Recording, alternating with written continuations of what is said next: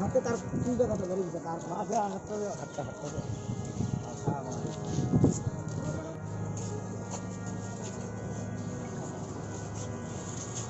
একটু দূরে না দাদা একটু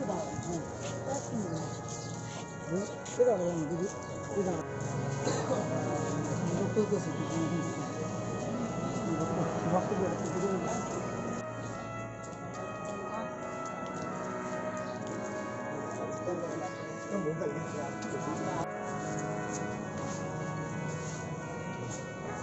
আমার নাতিনরা আসলো সামনে সাইকেল রাইড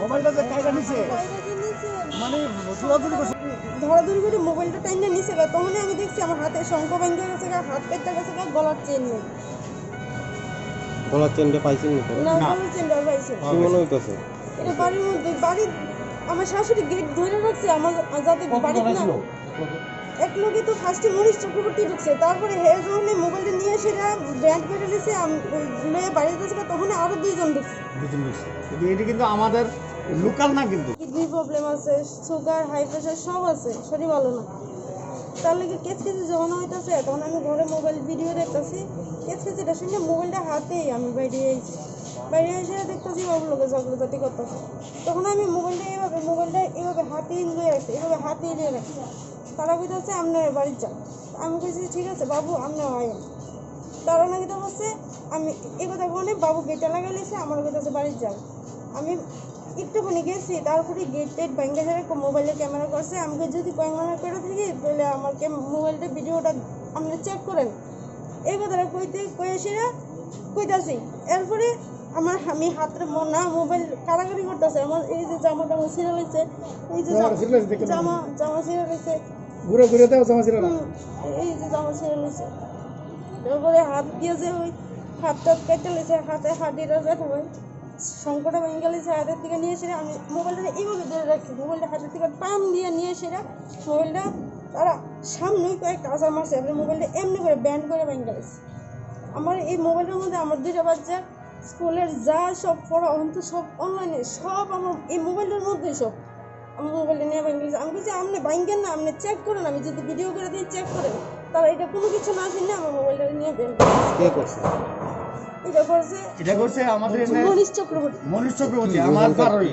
শান্তিপাড়ার নেতা মনে মনীষ চক্রবর্তী বাড়ি আমাদের আড়ালি ওই মানে শান্তিপাড়া আমরা হলো সমাজবী কলোনি তারা হলো শান্তিপাড়া এই এক কানি গেছে ব্যবধান উঠবে আর বাড়ির মধ্যে সকালবেলা আমার পাড়ার মধ্যে 60 জনের করোনা হয়েছে আর কি হ্যাঁ কোন জায়গায় বাড়ি আপনার আমার বাড়ি আড়ালিয়া সমাজবী কলোনি আচ্ছা আমি প্রাক্তন ইউনিয়নের মেম্বার আর কি আমি সিটিএমের তো আমি আজকে 25 বছর ধরে ওয়ার্ডের মেম্বার ইউনিট তো সরকার ওখানে বিজেপি আইসে আমার বাচ্চার বউ এনের নেতা আমরা গ্রামের নেতা হইল আমাদের বড় নেতা হইল রাকেশ ঘোষ তো এই টান তো গ্যাসে বারো যে হয়েছে আমি 65 জনকে দিয়েছি আমার নিজের থেকে আমরা ফুলাফানে মিললে আমি দিয়েছি আমার ভাড়া তখন করোনা যখন 4 জনটা পাইছি এর মধ্যে আমার বাতিজি আছে একজন তার ওই বাবুল ফাল আমার এখান থেকে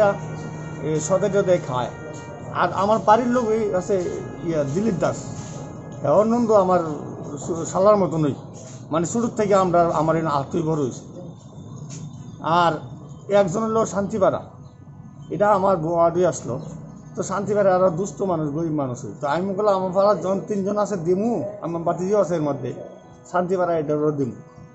তো আমাদের এনে 27 নম্বরের কাউন্সিলর আসলো, সকালে কইতাছে কাহা একটু দেন না, আপনার এনে আসেনি কয় তারা কয়েকজন রে।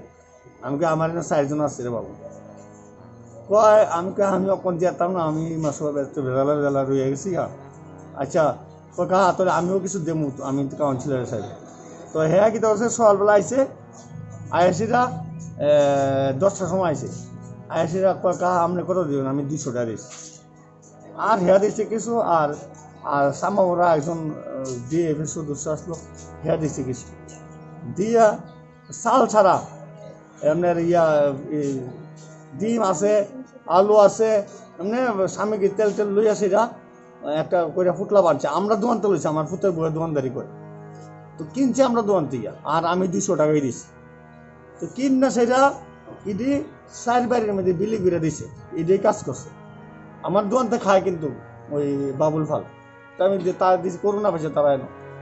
আমি আবার ওই রাস্তার মাথার মধ্যে একটা সমুদ্রের মধ্যে বইয়া আমি গেছিলাম কাগজ জেরক্স করতাম। আইতে দেখছি তারা 10-12 জন দাঁড়া রয়েছে না, আমার বাড়ির আগে যাই না। বাইক গেছি, আমি বাইক গেছি, সব বইছি। এই 5 মিনিটের পর ওই 15-20 জন গেছে আমার বাড়ির মধ্যে। তো সাথে আমার বাতিজার বউ আছে, যে বুথের নেতা যে, আর নৌতা দাস আর কি। তা আমি বেরিয়েও বাড়তে লয়ে গেছে বুধবার ডাক্তার। তো কোথাছে কাহা হয় না জানি, আমি করতে বেরিয়ে বাড়ির বাইরেছি। বাইরে এলাকার বড় নেতা রাকেশ ঘোষ, বুথের প্রেসিডেন্ট না আমরা ওয়ার্ডের প্রেসিডেন্ট, কোথাছে কাহা কাজটা ভালোই যাচ্ছে না কিন্তু। আমি কি দিয়েছি কাহা, তো আপনারা টান দিয়ে আছেন। আমি কি আরে আমি নিজে ব্যক্তিগতভাবে দিছি কাউন্সিলর হিসাবে, কাউন্সিলর তো আসলো অনেক নাই পুরসভার শেষ হয়েছে। তো হ্যাঁ আইসে 4 জন না দিছি। তো সরকার আমরাকে দিয়ে আসেনি, আমি কি এক্সপার্ট দিয়ে আসবো, সরকার দিয়ে আসে। সরকার তো কেউ ব্যক্তিগত না, সরকার সবার লাগিয়া। আমরা এত বছর তো ইটা করছি না, তোমরা ইতে করো গে কয় কাহা বেশি কথা কইেন না। আর যা খেয়ে এতটুকু আমার লোক কথা বলে তর্কতরি করতেছে, এই মাছটাকে তরতরি করতেছে। এরপরে কয় তাহলে কালকা টান দেবো, আপনি আমার 20,000 টাকা দিবেন। আমি কেড়ে আগে তো আমরা দিছি, এখন 20,000 কেড়ে দিতাম। আমি 3-4 জনটা দিছি, আমি ফুলাবানের পর চলি, আমি কেড়ে 20,000 দিতাম। মানে তোমরা বললে আরো দাও না, তোমরা দিয়েছো, এটা আমি খুশি। আমার সরকার দিয়েছে, সরকার কেউ ব্যক্তিগত থাকে না, সরকার সবার সরকার।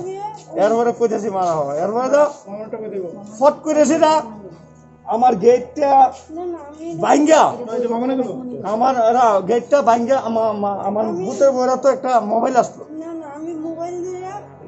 কিন্তু রাকেশ ঘোষ, বাদল ঘোষ এরা নিজে ঢুকছে না, আমার লোক তরতরি করছে, কথা কইতাছে, বাকিটি তরতরি করতেছে। কিন্তু আমার গেট ভেঙে যে বাড়ির দুইটা ভূতের বইরা আক্রমণ করছে, আমার যে এত খারাপ লাগছে, তোমার মনটা নিজের না বাচ্চা মরে দিতাম, তখন ভালো আছে।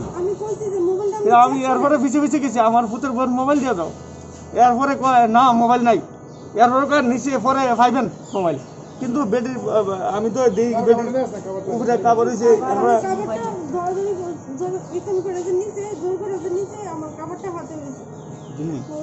ওখানে এই অবস্থার মধ্যে আছি, এইরকম জুলুমবাজি চলতেছে বুঝলি। আমি 4 জন যে দিছি আমার নিজের পাড়ার মধ্যে, আমার বাতিজিয়ার মধ্যে আছে, আমার উপরে একটা শালা আছে দিলীপ দাস, এরপরে আছে আপনার বাবুল ফাল। আমরা দোকানতে সবসময় সদাই খাই আমার বড় বুলার দোকানতে।